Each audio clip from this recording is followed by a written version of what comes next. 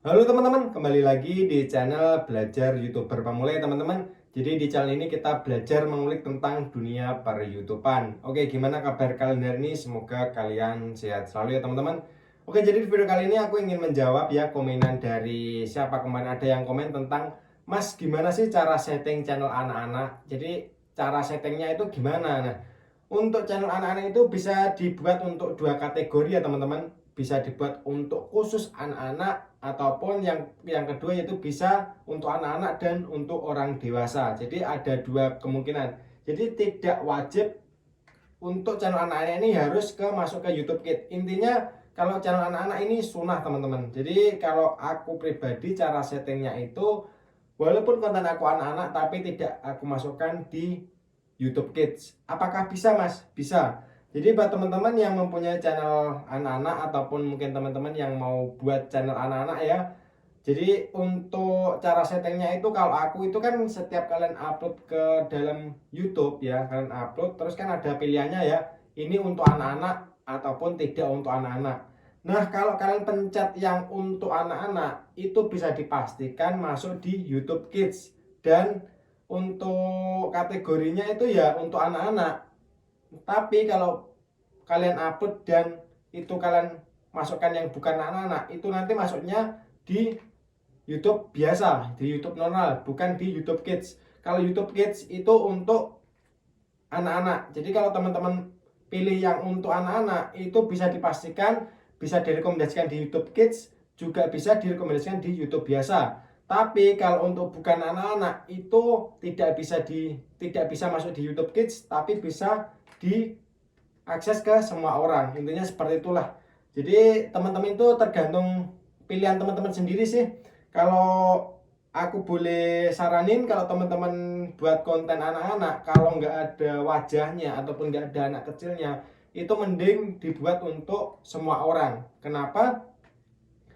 Jadi kalau untuk semua orang itu ya teman-teman, bukan anak-anak, bukan YouTube Kids, itu biasanya AdSense-nya itu lebih banyak daripada YouTube Kids.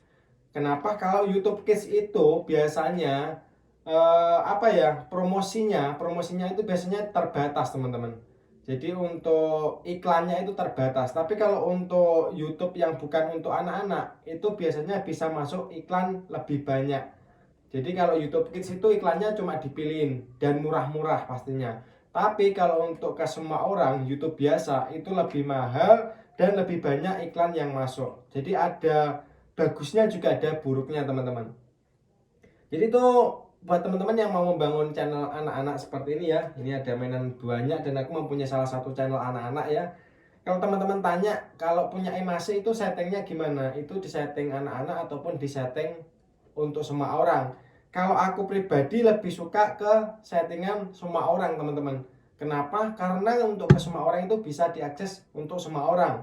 Kalau YouTube Kids kan itu yang akses cuma anak-anak kecil, ya kan? Kalau YouTube Kids itu yang pertama. Yang kedua itu iklannya lebih banyak daripada YouTube Kids. Jadi itu yang kedua.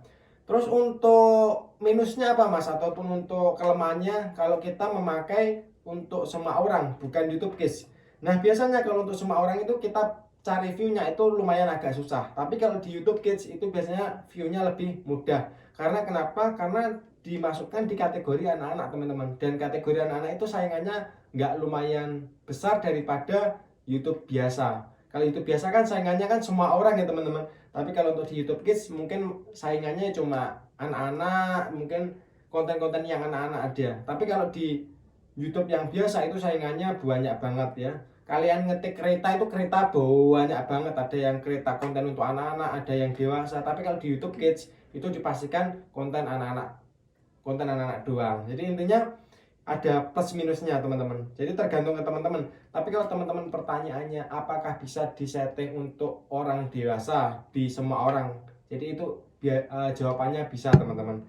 Dan aku sendiri udah praktek juga, aku berani bilang karena aku udah praktek buat channel anak-anak ini dan aku suguhkan bukan buat anak-anak tapi untuk semua orang. Karena kenapa? Karena aku nggak menampilin muka kecuali kalau ada anak kecil ya. Kalau ada anak kecil ada di dalam video mending kalian masukkan di YouTube Kids. Nanti takutnya kalian kena teguran ya teman-teman.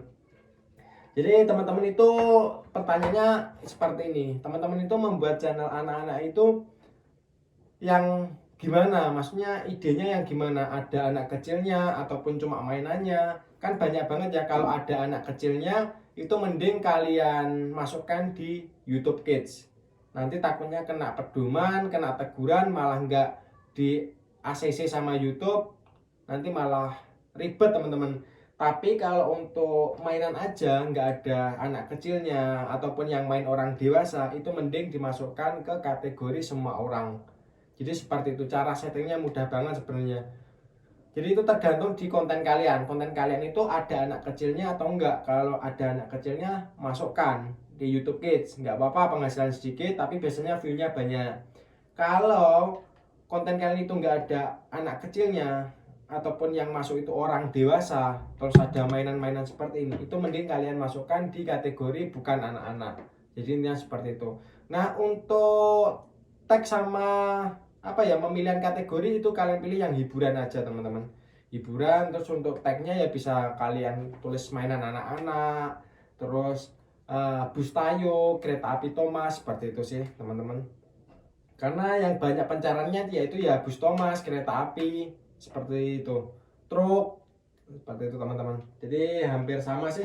Untuk judul kalian juga bisa tiru yang youtuber-youtuber yang udah gede ya, youtuber anak-anak, judulnya seperti apa. Nah itu kalian tiru, kalian modifikasi sedikit aja. Jadi ini seperti itu. Cara settingnya benar mudah banget, dan konten anak-anak itu tidak membutuhkan ruangan ataupun mungkin kamera yang bagus-bagus sama, cuma kalian video, kalian ngomong, kalian upload, dah gitu aja. Untuk thumbnail juga nggak ribet-ribet amat, thumbnailnya juga mudah teman-teman untuk konten anak-anak ini. Walaupun RPM ataupun CPM-nya itu lebih rendah, tapi untuk konten anak-anak ini masih banyak peminatnya ya.